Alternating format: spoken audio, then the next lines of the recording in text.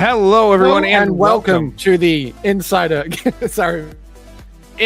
Gaming Weekly, a video game podcast. The hell, I'm being censored. Oh, I'm censoring him. He deserves it because he is full of smut and shine. Of course, I'm Mike Starr, one of the senior editors, joined as always by co-senior editor Grant, the smutty one, Taylor Hill. Smutkov. Smutkov. It's no longer Newkov. And Insider Gaming editor-in-chief Tom Henderson. No AP today. No AP today. He's had a busy week, and he's not joining us. But he's in the chat, and we miss him. We'll miss him. I see. He's in the chat, but I fully expect this to be a rib, and him to try and just join and take over without me knowing. But it's one of those things because Tom is technically logged into the same account. So I could be talking, we could be talking, he could come in and Tom could add him to the stage and boom, AP takes over without anybody knowing. So that's a possibility. We've been rumbled before we even got to do it. That's a possibility. Guys, how are you today? Yeah, I'm good, man. I'm exhausted. I'm so tired right now. I was literally this before I got on the call, I was sitting at my desk and I was like this in my chair. And I was just like my eyes kept and I kept yawning, and my wife was like, "You're gonna fall asleep midway through the podcast." I'm like, "No, I'll be okay. Be okay." So you got to keep up the vibes, man. Keep it energetic. Keep it flowing. You know. It's funny. I was telling Tom right before we got on right before you joined, that I was exhausted. I don't know what it is about today. Man. I think miserable. It's been hectic. It also doesn't help that it's like 94 degrees, and when it hits a certain temperature, my basement's usually nice and cool. It is not. So I am just sweating. Tom, how are you? Yeah, I'm doing good. Like you said, it's been. To be honest, it's not been that busy of a week, really, right? No. Like not compared to maybe the beginning of the month, but equally the same. I think we're just trucking along, and all of the Gamescom interviews and demos and all of the good stuff are starting to flow in. So we're working hard on getting all that sorted, and yeah, I'm doing good. Speaking of Gamescom, we will all be at Gamescom in a month's time. The entire Insider Gaming team, aside from a few people like AP, unfortunately, will be out there. If you are out there and you want to say hi, feel free. If you're a studio or a publisher and you want to talk, reach out. We're easy to contact. Very easy. And it's going to be a fun time. Also, and we're going to fake go-kart. I'm so disappointed. I was so excited. Go-karting, man. It's gonna be good, man. Like it's on a virtual. It's basically like go-karting virtual reality, but not kind of like obviously it's a big open space, but they project everything on the floor, and it's going to be a good time. I'm looking forward to that. I'm looking forward to ramming into the carts. Look crazy. The carts look really cool. And don't forget, I've already been there, right? I'm in their marketing materials. My doppelganger. I was so excited to do like legit go-karting, and then finding out that I'm still going to probably enjoy it, I guarantee. But it takes away. Yeah, to be honest, I did look at normal go-karting and it was like this run-down warehouse, like grimy and rusty carts. Yeah, I know, right? But like when you're trying to do a really cool team building exercise, meeting people for the first time, you throw them into a grimy warehouse. It's not great. I'm playing chauffeur for the week. As long as they have a Denny's in Cologne, I'm happy. Of course, this is Insider Gaming Weekly, a video game podcast. We come to you live every Thursday at 4 p.m. Eastern here on YouTube. If you're listening after we air live, we're also wherever you get your favorite shows. So leave a rating and subscribe there. Subscribe and leave a like on this video to help it grow. And if you want to continue to help Insider Gaming and help us do what we love to do, like our recent episodes of the Insider Gaming Developer Spotlight, our reviews, our previews, and more, consider leaving a super chat. Guarantee your questions get answered on the show. But now we'll start this, as we do every week, with the greatest segment that everybody tunes in for. Though we don't have AP to talk about Final Fantasy today. What have you guys been playing? Anything fun? We know Grant hasn't been playing Mortal Kombat. We found that out. No, you know what? Me saying I've never played it is a lie. I've never played it to any real extent. Like one was on Game Pass a while back, and I got it, and my wife, we had like a couple of fights on it, and just for the crack, just to see what it was all about. And I was like, this is cool, man. But like, I couldn't see myself sitting down and putting hours into it. You know, it was fun for like 10 minutes. And I was like, yeah, I got the idea. I can uninstall it now. That was basically it. Admittedly, with Mortal Kombat, I'm terrible at fighting games. I love them. I am. I button mash. I'm absolutely awful, but Mortal Kombat is like the franchise of all franchises to me when it comes to characters and lore, and it just doesn't matter. It's just, it's everything to me. So I'll play the games, be bad at them, and then I'll care more about the stories that are being told. So what are you playing, Grant? Anything fun? Man, it's been a bit of a mixed batch for me in the last week. So Tarkov is steady, you know. Escape from Tarkov has been there. You got to keep your mouth shut though. Can't talk about any critiques. You got to keep it to yourself. You got to shut up. I've not been playing anything that I can't talk about because the one thing that I'm not talking right over your head. No, I know what you're on about. I know what you're referring to. Okay. No, you're on about the aggressive comments on about Nikita being a jackass. Shut the F bomb up. That was great. And then he came back like an hour later and was like, no, I'm only joking. It took him Which an hour is to Karen's realize. stuff. Oh, people are mad. Yeah. I need to backtrack. So I've been it's been a bit of that, a bit of Tarkov, which is just old faithful, really. It's just me, it's PvE, so I don't play with anyone. It's really genuinely quite quiet. It's low effort. I like it. I've also been playing a couple of older games. One in particular, almost 20 years old, actually. So The Witcher 3. I've never played it on PlayStation 5. I've had it on, you know, Xbox. I've had it on PC and random stuff. Like we got a copy on the Switch. I don't know why. So I started it on PlayStation 5 just because I had an urge to play it again. And then one that's more appropriate for like right now and for what's coming up, Borderlands. So I've never actually played a Borderlands game all the way through. And the only one I got the furthest along with, like really, really quite far, was Borderlands 2. So I'm restarting it from the beginning, which is kind of a harrowing experience, really, because it might be showing its age a bit now. But Borderlands, it fits into my wheelhouse. I love post-apocalyptic games. You really get that vibe from it. It's funny. It's violent. It's great. I'm really enjoying it. So the objective is to just sprint through the main major releases before 4 comes out, and then get that, I guess. Yeah, 4 comes out. Wow, we are a month and a half from. Yeah, well, it got brought forward, didn't it? Got brought forward. Tom, how about you? You playing anything fun, or are you still busy like a bee? Busy like a bee. I have played like 1 or 2. This is not exciting, but I have played like 1 or 2 matches of Hell Let Loose again. I don't know, man. Like it's like probably around this time every night, I get like the urge to play a game, and then I'll play 1 match, and then it's back to work, which is depressing. I guess it just comes with age, right? Yeah. That's how I play Tarkov, because 1 raid can be 45 minutes, and that's you done. Yeah, it's the yeah. I mean, I get to be honest, it's kind of the same with Hell Let Loose. Like a match can go on for an hour, even longer than that sometimes. But yeah, apart from that, I haven't started playing it yet, but I've downloaded Deus Ex Mankind Divided. That's a good game. There's a reason that I've downloaded it, and I can't say why, but maybe it's to do with something that I'm writing about.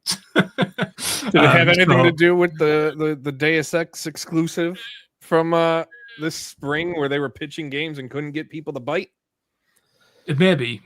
But yeah, maybe it's something to do with what I'm writing, and I want to kind of understand the lore of the game and the story a bit more, because I've got a lot of juicy stuff to write about. And yeah, that's me. That's pretty much it. Maybe I'll have an update next week on how far I've got. It might be an Albert storytelling where 20 episodes in and I'm halfway through. But yeah, I'm trucking along.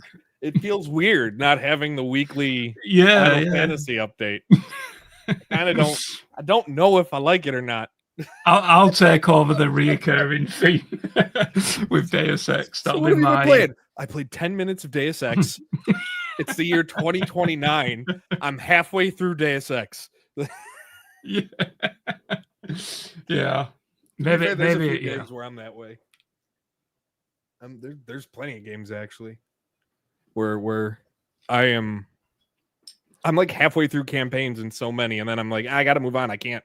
The downfall. Yeah, I'm kind of the same. I'm the same as well with TV shows. Going on a bit of a tangent, but like, I don't know. Like, obviously, the recent Stranger Things trailer for season 5, is it the final season that released this week?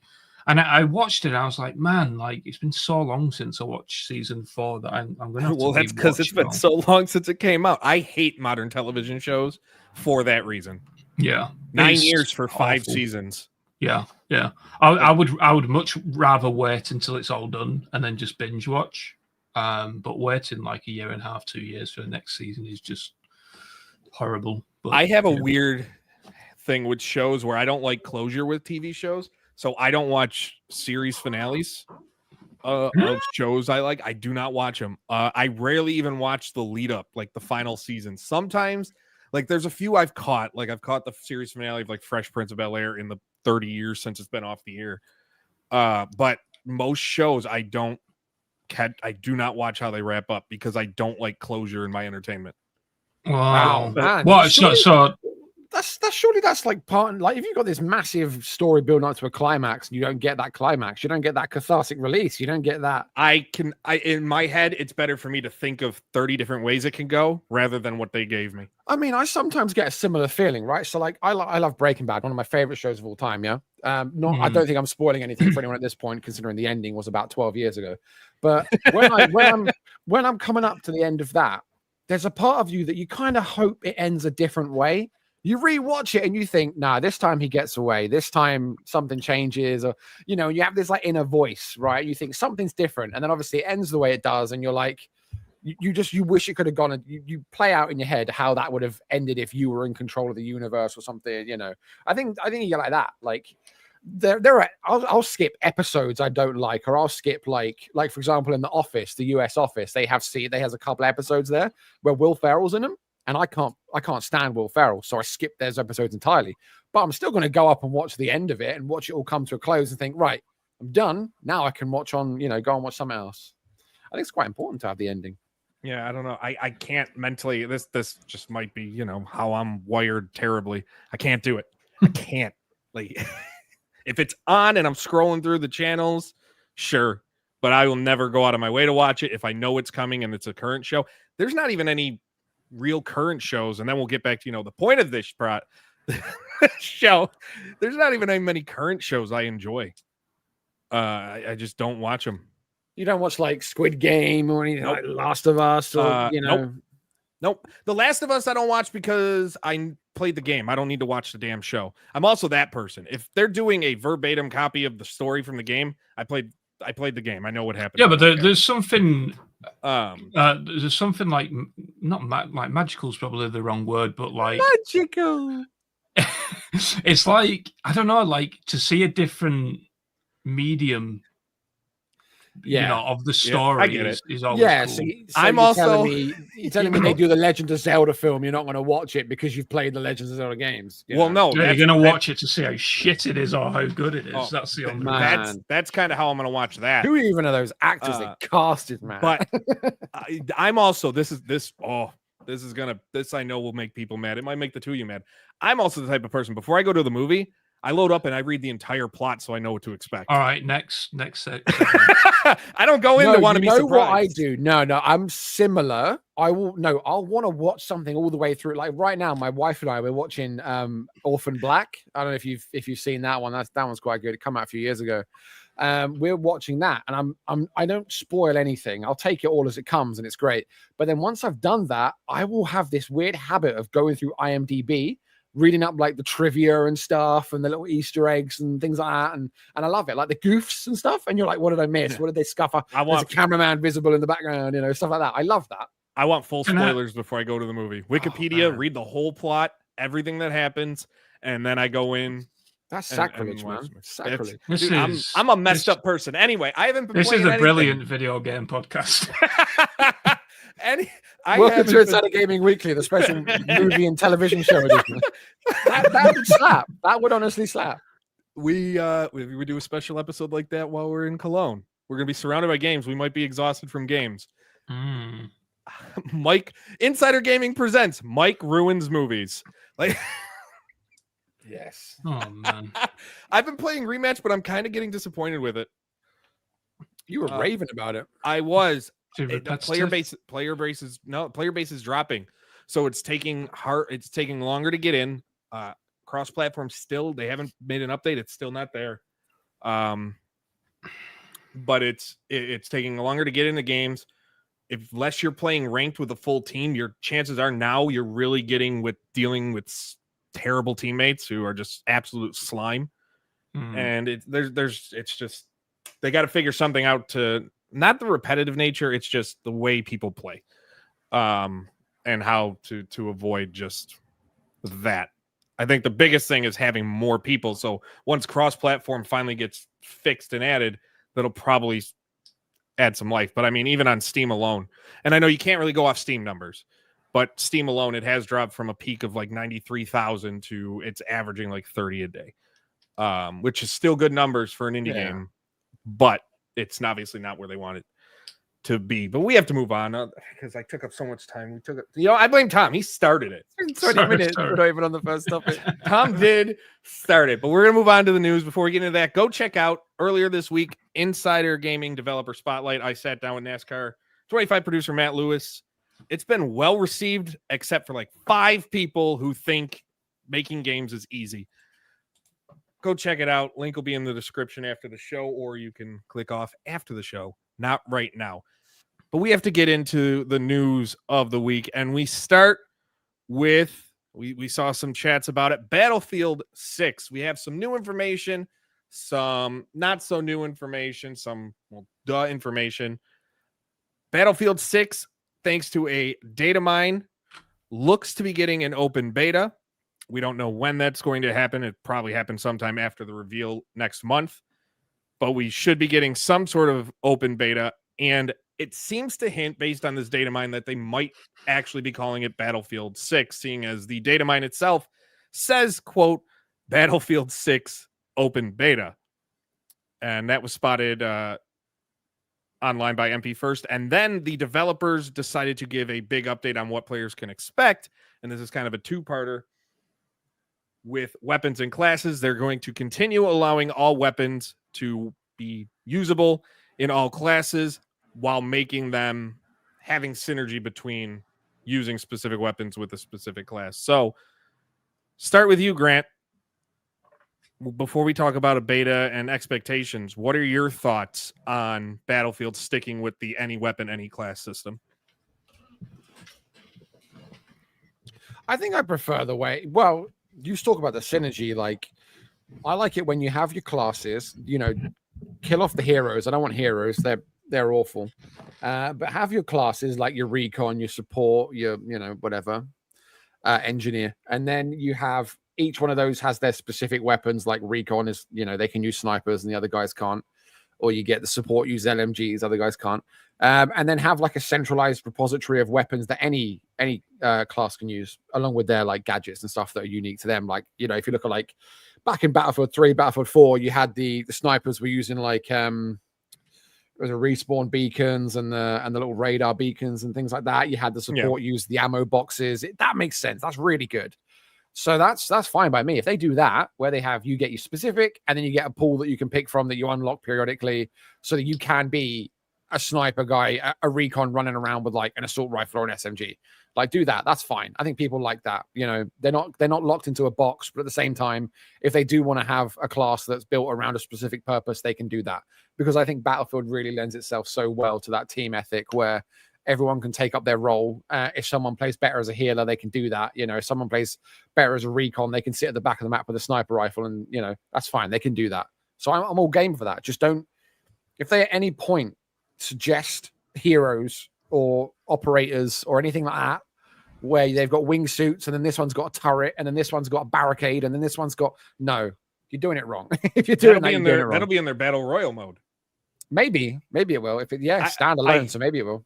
I kind of hope if they're going to do something like, I mean, it would make sense. Just keep it away from general multiplayer. Take from Apex, take from Apex, but Battlefield World, why not? Yeah. Tom, your Mr. Battlefield's going to be bigger than Call of Duty. I can't even talk shit. I am still holding out hope that Halo will overtake it at some point again. Everybody has their pipe dreams.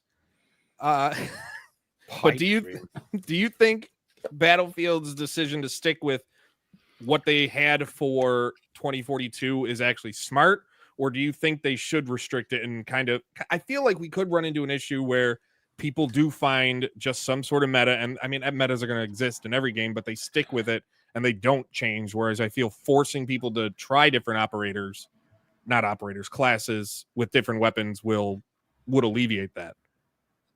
Yeah, I have a couple of different thoughts on this, and the first one is I think what they're trying to do, and there was the report that we discussed a couple of weeks ago, and I've asked a few sources at DICE and various EA studios if it was accurate, so on and so forth, and from what I've been able to gather, it is accurate. And I think the issue of what Battlefield is trying to do now is just appeal to the mass audience.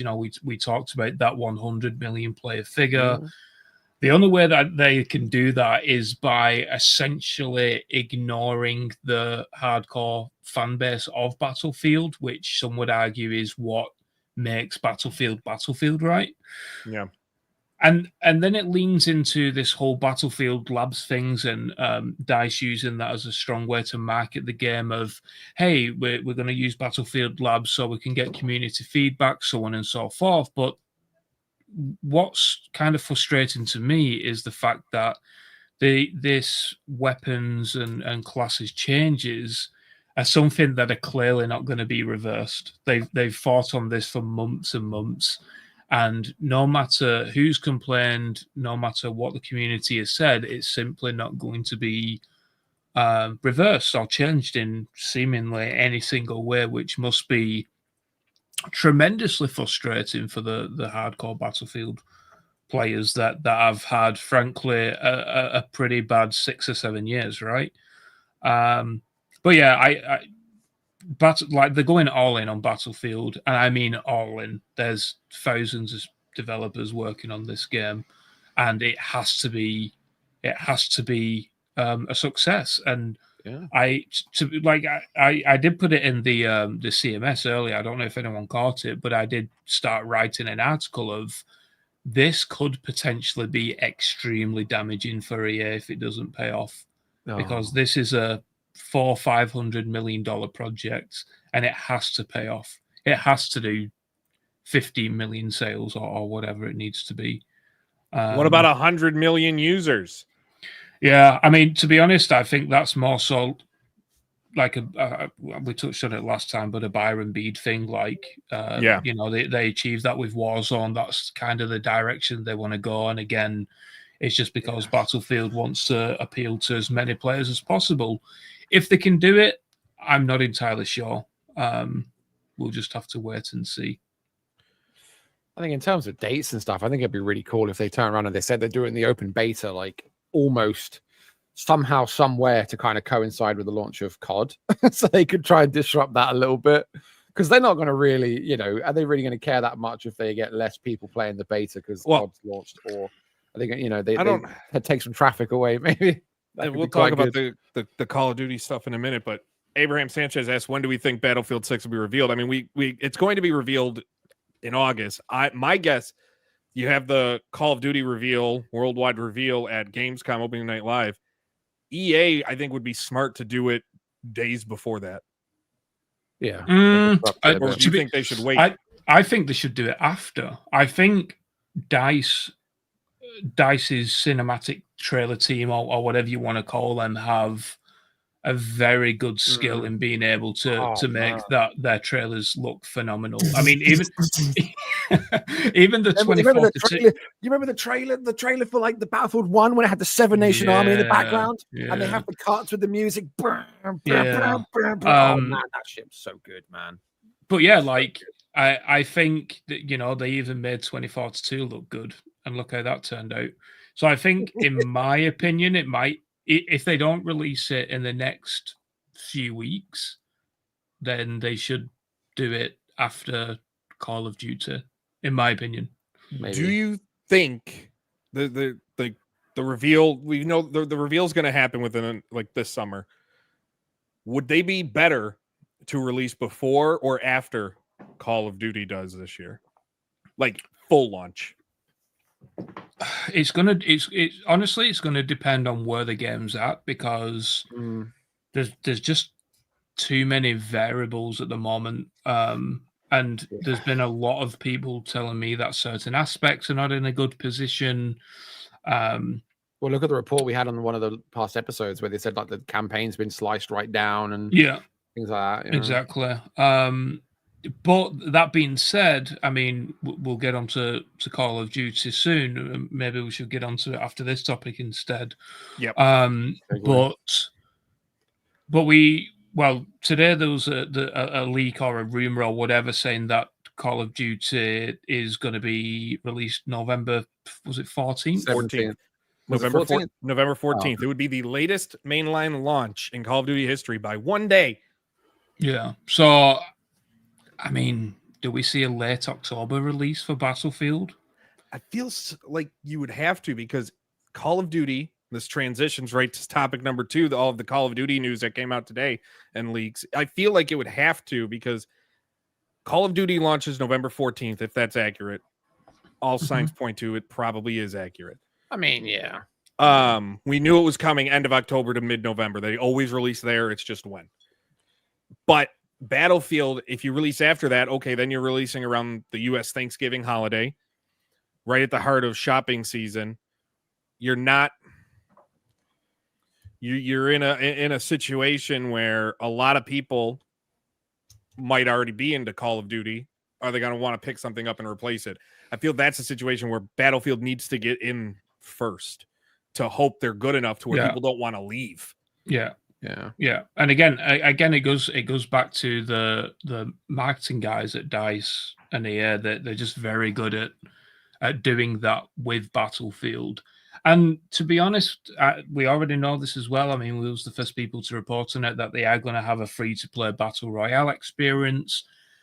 To me, it makes sense that they beat Call of Duty to the punch, launch mid to late October, and then kind of like have that holiday battle with Call of Duty, right? Where they like get the old days. Yeah, like the old days, where they have a second run of holiday purchases, influx of players, so on and so forth, and then maybe late January, early September, or just spring in general, they then do this third wave of a free-to-play battle royale. I think that makes sense. I have this weird feeling, and then we'll move on to Call of Duty. Like the battle royale thing, man, I hate the idea of it. It's just we don't. I know like there's actually a chance to grasp because of how Warzone has kind of fallen off to a lot of people, but man, I would have much rather them put all of the focus into what people wanted from traditional multiplayer than battle royale. I really just. Austin, I also think I'm tired of that. Sorry, hold on a second. Austin, spamming the question is not going to make us more likely to answer it, my guy. No, if you just putting that out there. Speaking of questions, it makes us want to ignore it. If you want to guarantee a question as we move on to Call of Duty, guarantee your question on the air as you send it. Consider leaving a super chat. If not, we will get to it if and when we can, if the topic arises. But you can ask us what our favorite dinner food is. If you give us a super chat, we'll answer it right then and there. Call of Duty, Black Ops 7 release, rumored for November 14th, makes sense, but that's not the biggest thing that came out today. Oh, no. We have not Call of Duty 2026 rumors, Call of Duty 2027 rumors, thanks to none other than Ghost of Hope, who is known for his Call of Duty info. Granted, he's also been getting flack because of the Phil Spencer bit a few weeks ago, but it is what it is. But he says, according to him, Sledgehammer Games is developing Call of Duty 2027, will not be an Advanced Warfare 2, and will instead be set in a completely new sub-franchise set during the modern era. There are no jetpacks, but movement is planned to be a big focus. There's also not expected to be zombies in the game. Get High is apparently planned to return, and there may be a focus on martial arts within the gameplay with karate kicks and karate chops. Specifically karate chops. You know, this is how bad Call of Duty has gotten to me. My first thought is martial arts. Oh, they're going to build an operator where it's Michael Myers as Austin Powers, and he's just going to be going around going, judo chop. I mean, how with the collabs that they've got going on recently, it wouldn't surprise me, But that's the sad thing. That's the first thing that came to my head. Not about the game.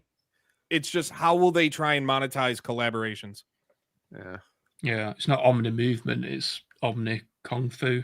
Dude, Omni Movement. If they came out and said Omni Movement was dead for Call of Duty 2026 or 2027, I'll go back on my word and pre-order a game. No, man.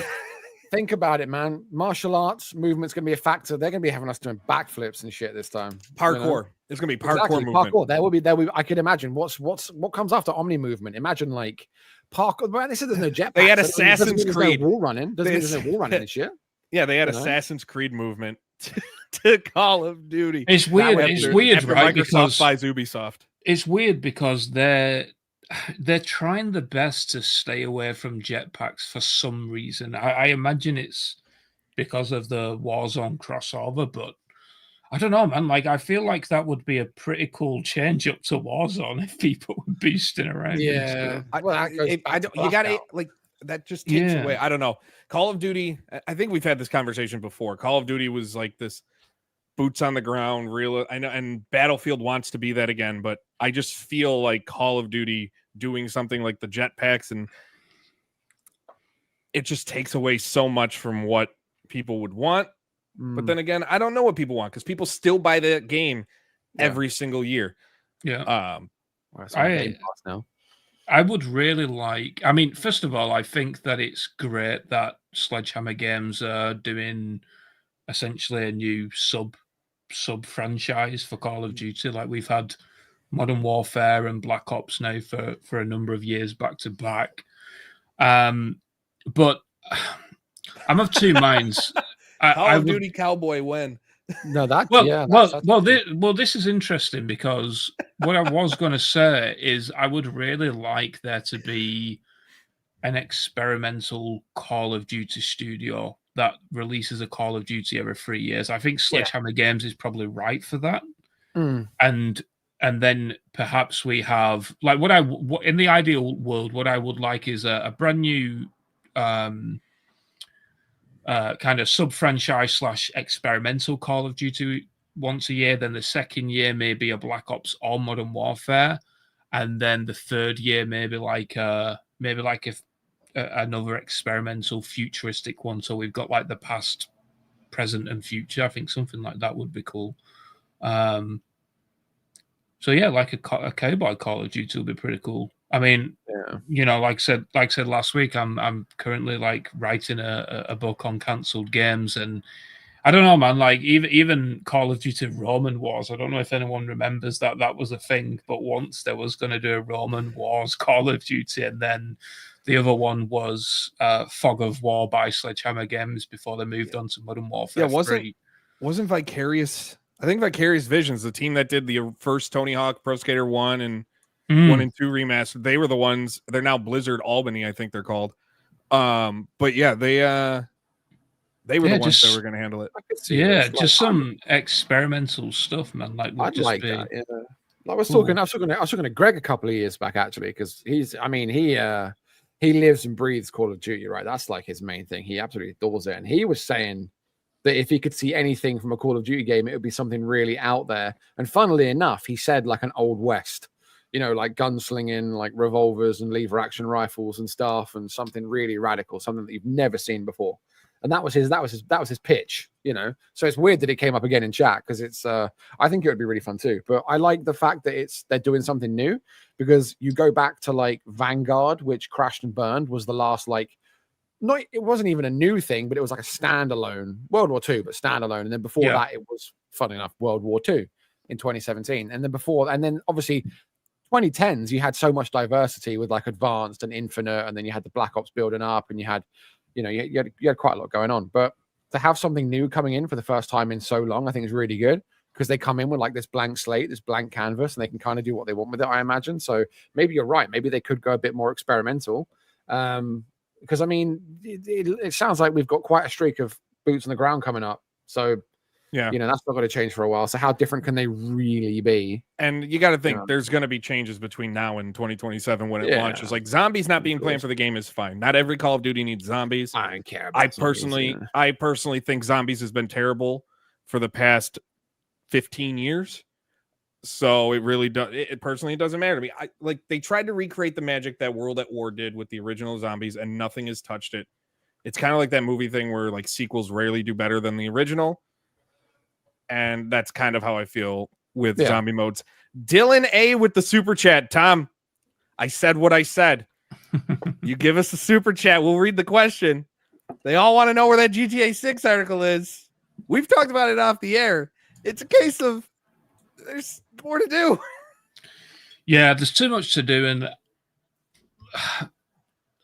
you need to be very careful when you talk about GTA 6 because the audience is crazy, right? But like it wasn't this groundbreaking article anywhere that was going to make headlines and all that kind of stuff. But it's more so just well researched and, publicly information all put together in one article.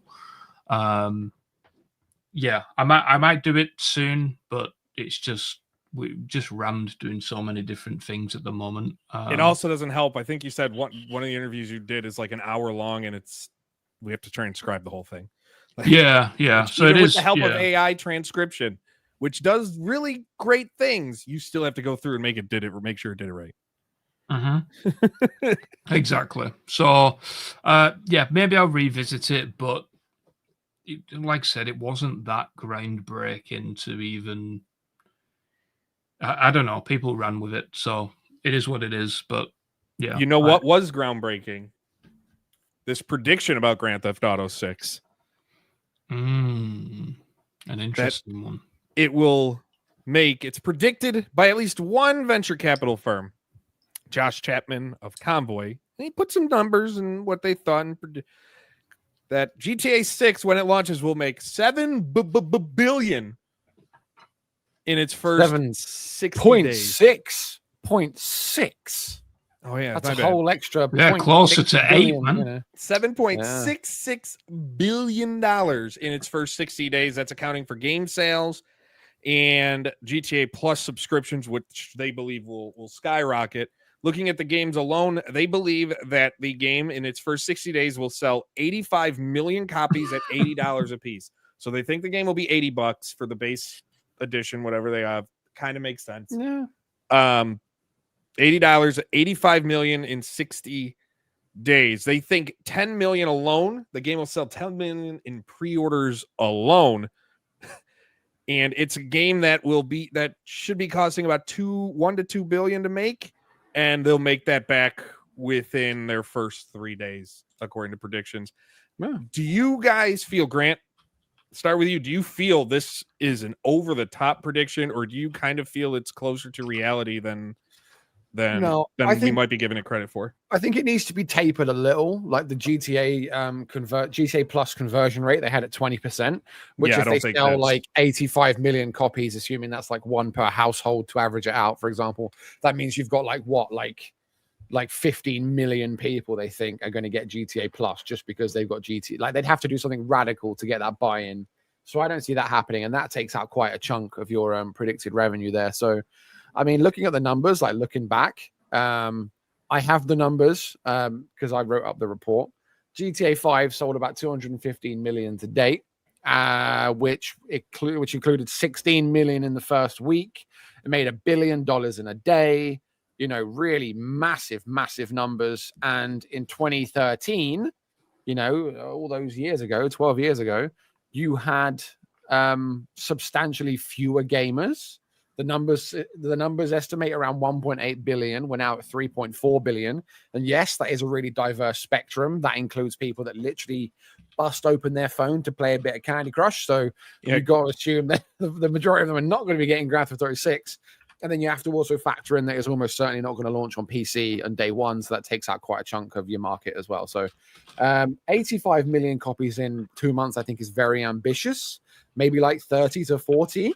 I don't know what that is money wise, but I think like they've obviously put a bit too much faith in GTA Plus, for example. But I think it still stands. This is going to be, like they've said, their bold prediction wasn't so, out of the box. It was like, this is going to be the biggest game launch ever, and it will. I honestly believe it will. There will be a day in May next year where like every conversation, every headline, every household, with a gaming element in it, it's all going to be GTA 6. Every video, I'm going to say May 26th. May 26th is also the day after a holiday in the United States. That's going to be a 4-day weekend, and May 26th will be the least productive day in the history of insider gaming. It will. I mean, well, I think it's funny that people assume it's going to launch in there. I know. Well, even if it doesn't, so also, whenever, like it's going to be, look at things like streaming charts, right? Like the streaming, there's probably going to be like 3 million people or something ridiculous watching. I reckon that will break records. You'll have bandwidth usage, the global internet infrastructure of everyone installing it and updating it at the same time they're gonna like cripple the internet for like a minute somewhere. There's gonna be a global blip. Everyone's gonna drop offline around the world. I don't know if I'm talking rubbish, but I genuinely believe it's gonna be that big. I really do. Real quick, Austin, it's not misinformation. He misspoke. He knows it made 1 billion in 3 days and not 1 day. It's in the article, 1 billion in 3 days. Misspeaking isn't us spreading misinformation, so calm your horses. Go. I got shooters out here, man. GTA 5, so it made the 800 million in 1 day at $60 a pop. That pretty much would guarantee an $80 game. It's going to make $1 billion in 1 day. Yeah, exactly. It's gonna. You add that $20 that $20 difference. I do think like they made the obvious predictions of it being the quote greatest video game release of all time. They did make a prediction that it'll accommodate 200 player lobbies on GTA 6 Online. I can't see that. 200 people in an online lobby. Current lobbies can barely GTA Online can barely tolerate what they have.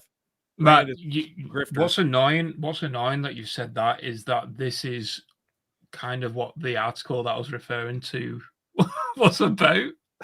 So right, okay, I'll try and get it out in the next week maybe, and then we'll talk on it next week. God damn it. It's not, there's just no way it's 70. Like I keep seeing people in the chat, it's going to be $70. It's not. Two. They're a business, right? Yeah, it's going to be 80 to 100 if they're going to do, let's like the 85 million is pretty ambitious. I think it's going to be in the 40 million range.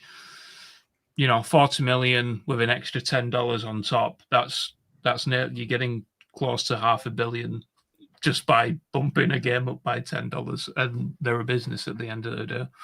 I mean, they'll have some games that are only $50, some games that are like the Mafia game.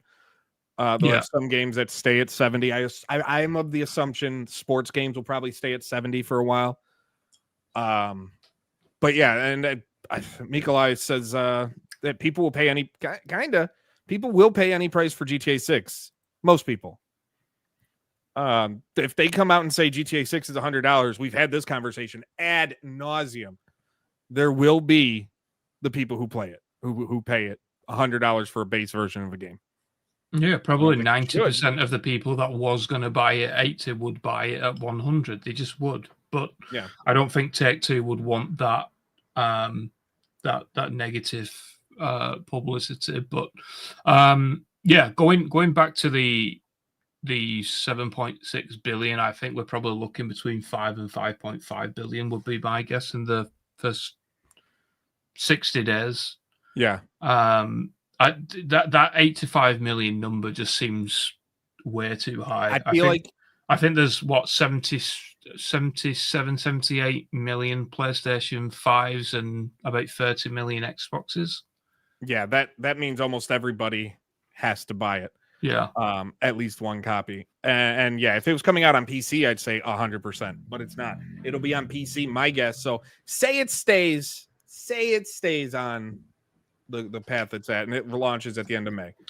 My guess is it launches on those two consoles the end of May, and then by holiday it might be on PC. That might even be putting it up too soon, to be honest, though, because I think how long was GTA 5? Was it almost a year before it launched on PC? I think it was a year later. I don't know. We'll wait for Austin in the chat to tell us, because he's our it was insider gaming researcher. It looks like it was September of 2013. It launched on console, and then PC didn't come until April 2015. So it was well over a year. Long old break. Yeah. It went to PS4 and Xbox One before it went to PC. So maybe, but I don't know. I don't know with how. I don't know with how PC gaming has grown, and every study has shown that PC gaming has grown over the last since GTA 5 came out, has grown exponentially. That they wait that long to release it. 2027. Yeah.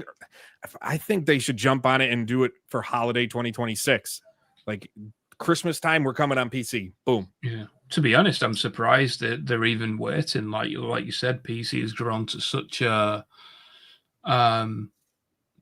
a degree now that it makes I get sense. why they're waiting. I mean, it's going to be a second round of double purchases. Yeah. They'll get the people who go, hey, here it is for console. Hey, it's on PC, and then the people who are like, I have friends on PC. It's not crossplay, so I guess I got to get it on PC too. How many concurrent players do you reckon GTA 6 is going to get? Do you reckon it'll beat the all time? I don't know, because what are you counting? Grow a Garden? No, on PC, just on like on Steam. Steam, 3.3 million at the moment. It would have to. Yeah, the all-time peak is 3.25 from PUBG. Yeah. I don't. No. Really? PUBG was PUBG exclusive to Steam? Yes. When it went free to play, because you got to imagine. Well, this wasn't a free to play number. You got to remember, when PUBG hit this was when they were charging full price for it. Was it? I thought it was the transformation that made it rocket. Nope. 7.5 years ago is when they did that. They didn't go free to play until 2022. They had their max in 2017. Yeah, well, massive. Yeah, I remember. I don't know. I think that it has to beat it. Wu Kang almost did. Yeah, Black Myth almost beat it. Cross progression. Rockstar, I could see cross progression. I think that would sell people more if you're like, hey, you didn't finish it, or you've done all this stuff on PC on your console. If you go to PC, you get it. There's going to be a lot. There's going to be so much to coming out. Speaking of a lot, we do have one more story to get to. Our favorite company that we love to talk about here at Insider Ubisoft. Ubisoft, their new subsidiary is taking shape, and they have a familiar name as co-CEO, as Yves Guillemot has announced that his son Charlie, along with Christophe Dorenes, will act as co-CEOs of the first creative house of this new subsidiary between Ubisoft and Tencent. You guys butcher their names, man. You guys butcher those French names. Charlie Guillemot. It's literally there. How's that Guillermo, man? There's no R. I say Guillemot. Yeah, I know. Tom says Guillemot, and every time he says fucking Guillemot, I bite my tongue. I'm like, it's fucking Guillermo, man. I do. Where's the R? It doesn't need to be there. What was the other guy's name? It's Christophe Dorenes. Duren. It's an S. It's S. This, you know what? When more French people watch our coverage, then they can tell me how to pronounce the names. Man. How about that? I don't say ring me on my phone. I say ring me on my pajon. Pajon. Yeah. My you know what? So stupid. Ubisoft has 2 co-CEOs for this creative house, which makes no... Dude, the creative house thing is so corny. Nah, that's just they're trying to put a buzzword or something on Yeah, something. it really is. It Different, sounds... you know? It's this new creative house will be part of the new subsidiary that contains Assassin's Creed, Far Cry, Rainbow Six, every other Ubisoft property. You're on your own. Good luck. Have fun. We'll see what happens with you. Tom also came across the memo that was sent. I'll read some of it. If you want the whole thing, it's at insider-gaming.com. You can go check it out. Eve says, this subsidiary is a part of Ubisoft's broader reorganization, which we will structure into creative houses. It is the first in a new organizational ecosystem, which then suggests Ubisoft, they're just going to do this moving forward. Like they're going to take different IPs and kind of group them together with different leadership. It's not what we unheard of. We see this is kind of how Xbox Game Studios works for the most part. It's just the biggest thing that came out of it is sources told Tom people thought Charlie not qualified for the job. Mind you, he left Ubisoft, started a company, didn't ship anything, and that company got acquired by Ubisoft. Yeah, I mean, Charlie's last project was a Web3 game. Man, those work really well. Yeah. Love NFTs.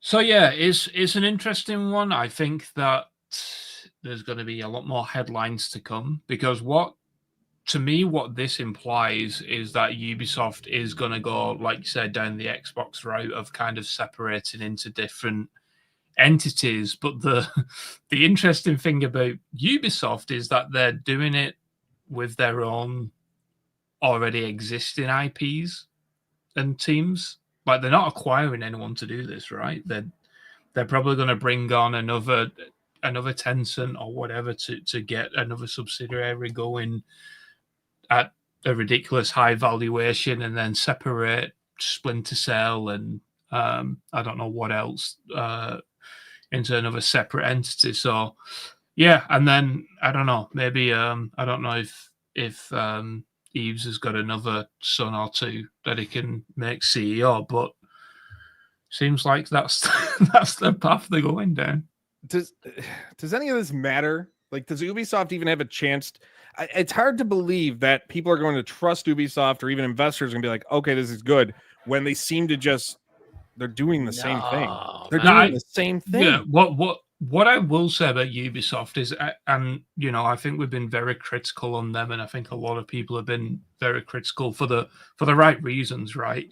I think what they've done recently with deciding to delay a lot of the games because of what they did with Shadows, I think that is a brilliant decision.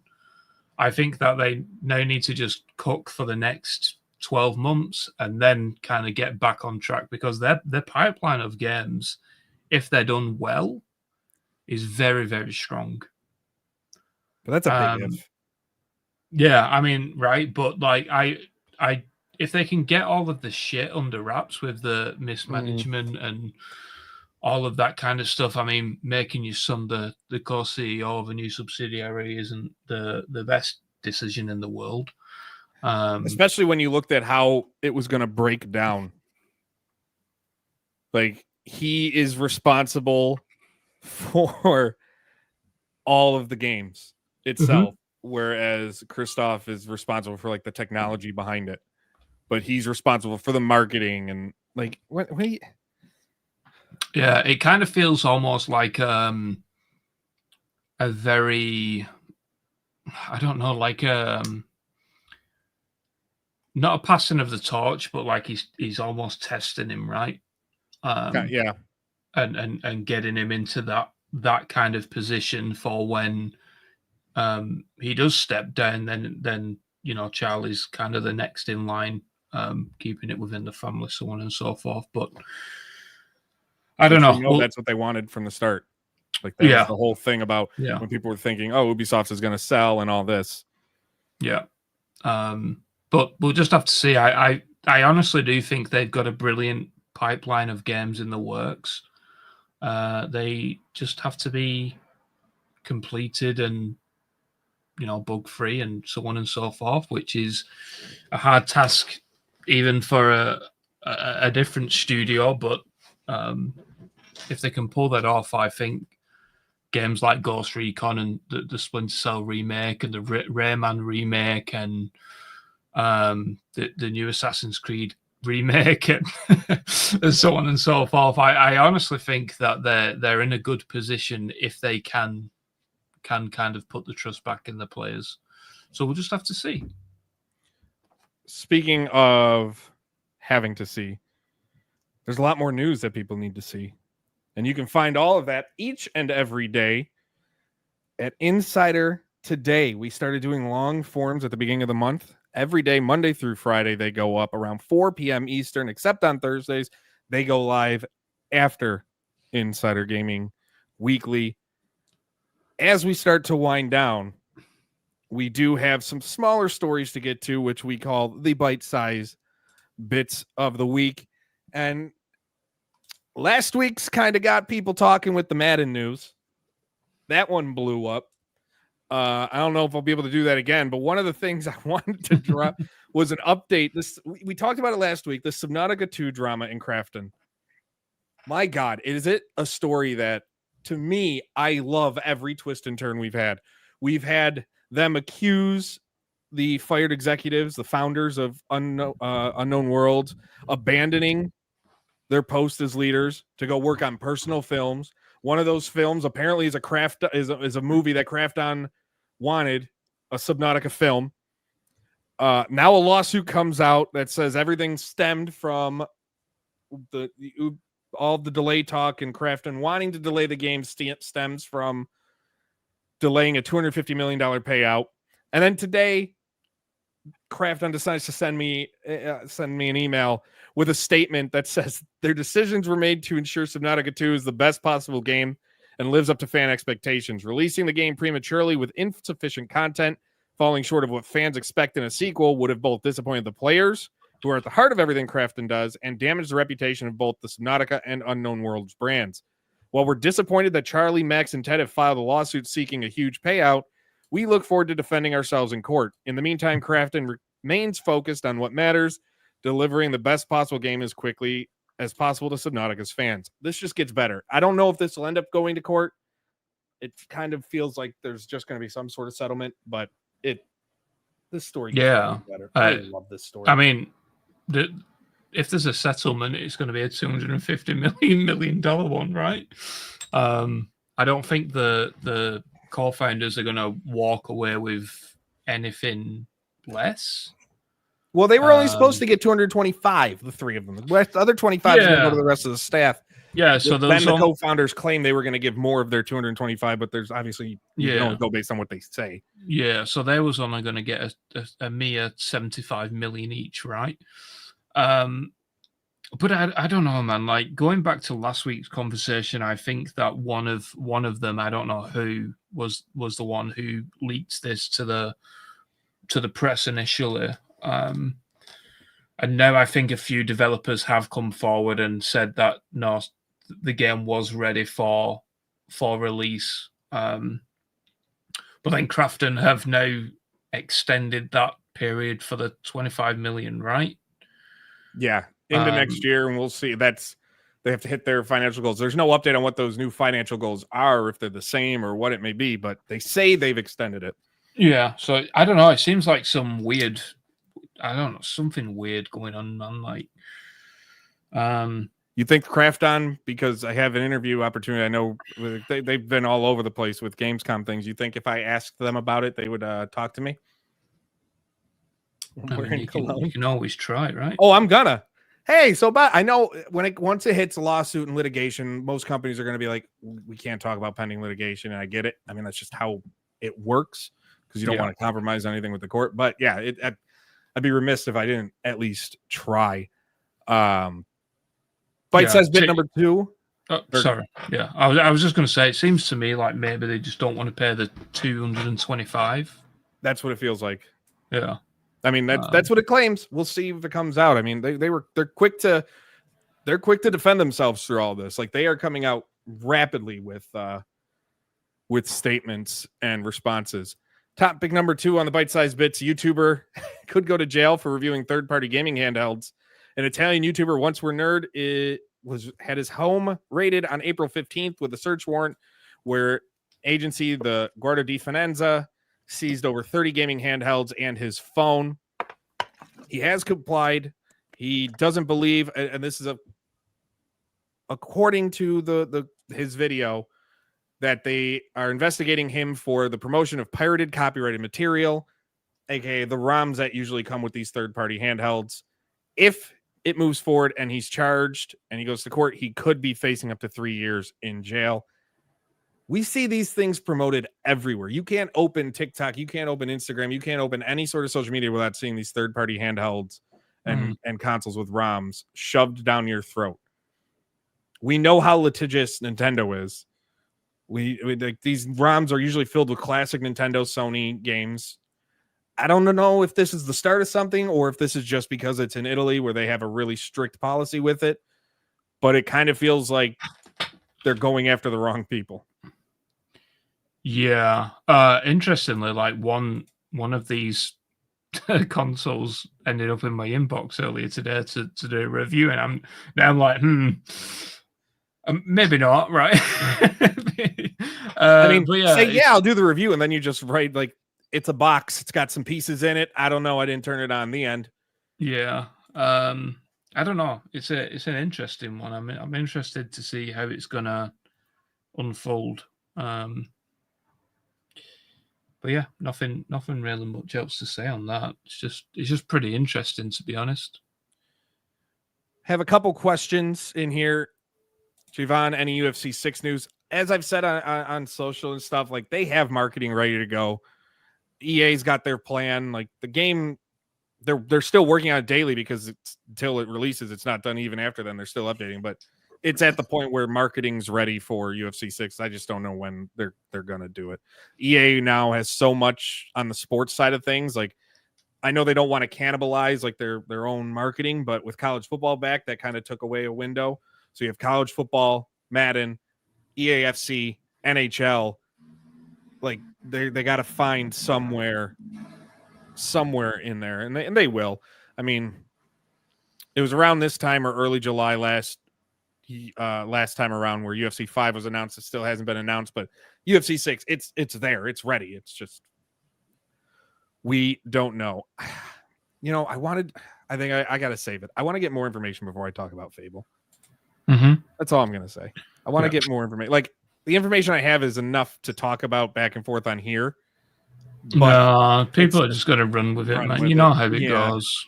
Yeah, it's not enough to where it's like last week with the Madden, but let's just say, as a little tease, I'm working on something with Fable and Playground and how that's going. I need more. I need more so people don't come at me like with the Guilty Gear story. Like, that's all you got? Yeah, that's all I got. Game was in development. A Guilty Gear game got canceled. Like, that's just, it happens. The franchise isn't dead. It's going to come back. They're working on, it's not just the traditional Guilty Gear games being worked on. Like, the series is fine, and people just, man, they got really mad. But it is what it is. You can only run with what you know. I'm not going to sit there and lie about things. You know, it feels weird not having AP here. I was just going to say that. Who's going to sign us off when the time cometh? I don't know. Maybe we make Grant do a you full should do stream. it, Tom. Tom doesn't have a face. What, Tom to the H? Voice. T to the H. Henderson. But this has been Insider Gaming Weekly, a video game podcast. Of course, leave a like, subscribe to the channel. Go leave us a rating and review on all your streaming platforms. Follow us on social media at Insider Gaming IG on Twitter, at insider-gaming.com on Blue Sky, where we are now officially verified, so you know it's the real one. Check us out everywhere. Go sign up for the Insider Gaming forums at insider-gaming.com forum. I'm, of course, Mike Straw. You can find me at Mike Straw Media. Grant, you can find at Newcov_. Tom is look for the snowmobile. I wonder how many people have typed that in.